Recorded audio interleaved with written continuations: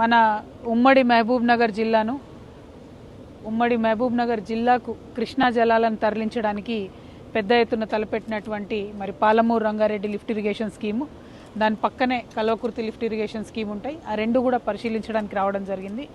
పాలమూరు రంగారెడ్డికి మొట్టమొదటి pump house అయినటువంటి Eluru pump house కూడా చాలా దగ్గరలో కంటికి కనపడేంత దూరంలో ఉంటుంది. ఆ Eluru pump house original design ప్రకారం ఒక 500 మీటర్స్ అప్రోచ్ ఛానల్ ఉండి మన 50 మీటర్స్ వెడుతుతో ఉండేటటువంటి దాన్ని కుదించి 20 మీటర్స్ విడితే అప్రోచ్ కెనాల్ చేసి దాన్ని కూడా లెంత్ కూడా తగ్గించడం జరిగింది. అంతేకాకుండా ఎప్పుడైతే 794 టీఎంసీ ఫ్లడ్ లెవెల్ వరకు శ్రీశైలంలో వాటర్ ఉంటాయో అప్పుడు తీసుకునేటటువంటి అవకాశం ఉన్నటువంటి ఫస్ట్ డ్రాయింగ్ పాయింట్ని పెంచి 824 ఎత్తు వరకు తీసుకెళ్లడం జరిగింది. అంటే 30 అడుగుల ఎత్తు నుంచి నీళ్లు తీసుకునేటట్టుగా దీన్ని మొత్తం మార్పిడి చేయడం జరిగింది. అది అంతకుముందు ఓపెన్ ఎండ్ పంప్ హౌస్ ఉండే, దాన్ని కంప్లీట్గా under ground close ended pump house చేసిండ్రు. ఇవన్నీ చేస్తుంటే మరి ఎవరన్నా ప్రైస్ తగ్గుతుందేమో, ఎక్కువ నీళ్లు తీసుకోవచ్చేమో అనుకుంటారు. కాకపోతే శ్రీశైలంలో ఎత్తు పెంచడం ద్వారా మనకు నీళ్లు ఫుల్ ఉంటేనే తీసుకునేటటువంటి పరిస్థితి ఒకటి ఉంటుంది. రెండు, అప్రోచ్ ఛానల్ విడుతు తగ్గించి దాన్ని కుదించడంతో తక్కువ నీళ్ళు వచ్చేటటువంటి ఆస్కారం ఉంటుంది. మరి ఇవన్నీ జరిగినప్పుడు మొదలు 3,224 కోట్ల రూపాయల వ్యయంతో ప్రారంభమైనటువంటిది దాని ఎస్టిమేట్స్ పెంచి 4,600 కోట్ల పైచిలకు కూడా ఆ ఎస్టిమేట్స్ పెంచడం జరిగింది. అంటే అంత పెద్ద ఎత్తున డబ్బు పెరిగింది, నీళ్ళ డ్రాయింగ్ కెపాసిటీ తగ్గింది. అది కూడా శ్రీశైలంలో తక్కువ నీళ్లు ఉన్నప్పుడు తీసుకునే పరిస్థితి లేకుండా కేవలం 824 మీటర్స్ హైట్ ఉన్నప్పుడు తీసుకునే పరిస్థితి ఉంటుంది. దీని అంతటి వల్ల ఏం జరుగుతుందంటే కృష్ణా నదిని ఎఫెక్టివ్గా మనం పాలమూరుకి ఇయర్ లాంగ్ సంవత్సరం పొడవుతా వాడుకునేటటువంటి పరిస్థితి ఉండదు అన్నది స్పష్టంగా అర్థమవుతుంది. మరి ఎందుకోసం ఈ మార్పు జరిగింది, ఎవరి కోసం ఈ మార్పు జరిగింది అన్నది స్పష్టంగా తెలియాలి. ఒకటి, దీన్ని ఓపెన్ ఎండెడ్ ఏదైతే ఫస్ట్ డ్రాయింగ్ పాయింట్ ఉంటుందో దాన్ని క్లోజ్ ఎండింగ్ చేయడంతో ఇప్పుడు మనం నిలబడి ఉన్నటువంటి కల్వకుర్తి లిఫ్ట్ ఇరిగేషన్ స్కీమ్లో కూడా 3వ మోటారు డైరెక్ట్గా ఇంపాక్ట్ అయ్యేది పేలిపోవడం జరిగింది. అది పోయి 5th మోటార్ని తగిలితే ఆ 5th మోటార్ కూడా పాడైంది. ఇప్పుడు ఇక్కడ చూడడానికి 5 మోటార్లు కనపడుతున్నా కూడా 3 మోటార్లు పంపు చేస్తున్నటువంటి పరిస్థితి ఉంది. మరి కల్వకుర్తి లిఫ్ట్ ఇరిగేషను రిపేర్ చేద్దామంటేనేమో మొత్తం కూడా ఇది మిషన్ భగీరథ కనెక్ట్ అయి ఉంది కాబట్టి ఉమ్మడి మహబూబ్నగర్ జిల్లాకు నీళ్ళు ఇస్తుంది కాబట్టి ఆపి రిపేర్ చేయలేని పరిస్థితి ఉన్నది. ఒక పక్క ఏలూరు పంప్ హౌస్లో అవినీతి, వాటర్ డ్రాయింగ్ కెపాసిటీని తగ్గించడం, దాంతోపాటు ఈ కల్వకుర్తిలో ఈ 2 ఇబ్బందులు. సో నేను ఇప్పుడు డిమాండ్ చేసేది ఏంటంటే ఏలూరు నుండి మనం మిషన్ భగీరథను టెంపరీగా కనెక్టివ్ చేసుకొని కల్వకుర్తి లిఫ్ట్ ఇరిగేషన్ స్కీమ్ని ఫస్ట్ రిపేర్ చేసుకోవాలి అర్జెంటుగా, అదొకటి. రెండవది, ఏలూరులో ఫస్ట్ డ్రా చేసినా కూడా యాక్చువల్గా వాటర్ స్టోర్ అయ్యేటటువంటిది నార్లాపూర్లో.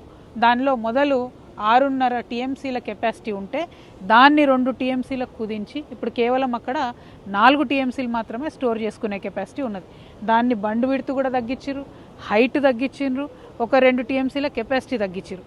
అయినా కూడా విచిత్రం ఏంటంటే 740 కోట్లు ఉండేటటువంటి ఎస్టిమేషన్ వాల్యూ మాత్రం 960 కోట్లకు పెరిగింది. డబ్బు పెరుగుతుంది, ఇంతవరకు పనులు అయితే పూర్తి కాలేదు.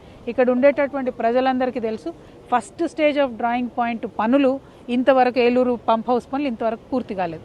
అంటే ఎప్పుడో ప్రారంభించినటువంటిది కూడా అసంపూర్తిగా ఇంకా ప్రాజెక్టులు ఉన్నాయి.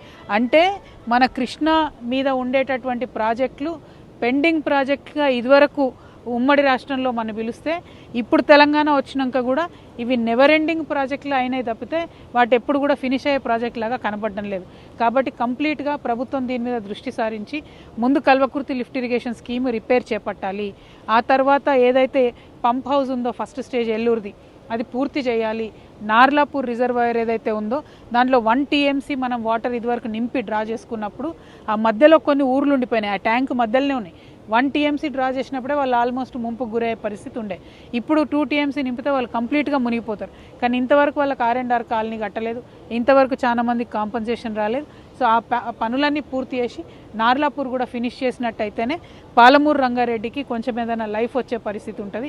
ఆ తర్వాత కూడా నెక్స్ట్ స్టేజ్లో అనేకం పెండింగ్ ఉన్నా కూడా మరీ మొదటి స్టేజ్లో ఇంత పనులు పెండింగ్ ఉండడం దారుణం, ఇన్ని సంవత్సరాలు పెండింగ్ ఉండడం ఇంకా దారుణం. పైగా ఆగుతున్న కొద్దీ ప్రైజ్ పైకి పోతుంది తప్ప కిందికి పోదు, ప్రజాధనం వృధా అవుతుంది. కాబట్టి త్వరితగతిన పూర్తి చేయాలని మేము డిమాండ్ చేస్తూ ఉన్నాం. మేము ఈ జాగృతి జనం బాట కార్యక్రమంలో వస్తున్నటువంటి సందర్భంలో ఈరోజు పొద్దున నాగర్ కర్నూలులో హాస్పిటల్ చూడడం జరిగింది.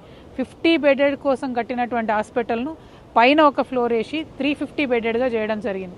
కానీ శానిటేషన్ సిబ్బంది 150 ఉండవలసిన వాళ్ళు 50 మంది ఉండడంతో ఏ ఒక్క బాత్రూమ్ కానీ ఏ ఒక్క దగ్గర కూడా నీట్నెస్ లేదు. ఎస్పెషలీ లేబర్ వార్డులో, మహిళల వార్డులో, చిన్నపిల్లల వార్డులో వెళ్ళి చూస్తే వాళ్ళందరూ కూడా పాపం చాలా బాధపడుతున్నటువంటి సందర్భం, అస్సలు క్లెన్లీనెస్ లేదని చెప్తున్నటువంటి సందర్భం. సో తక్షణమే శానిటేషన్ సిబ్బందిని పెంచాలి.